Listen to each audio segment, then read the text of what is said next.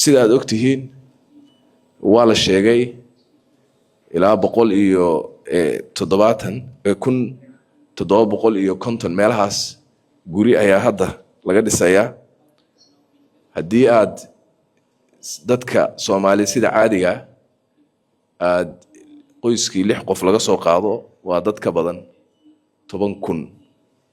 oo Soomaaliya ayaa maxaan ku dhahaa meeshaas ku heli doonta hoy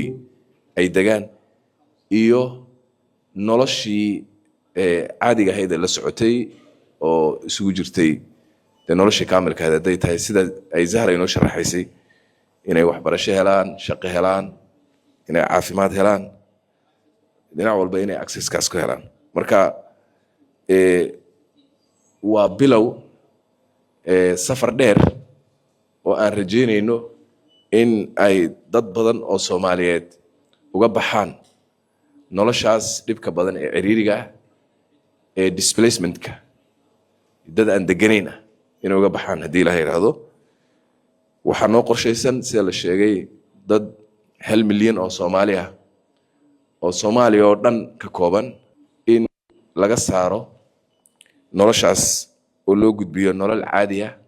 iyo xal waara.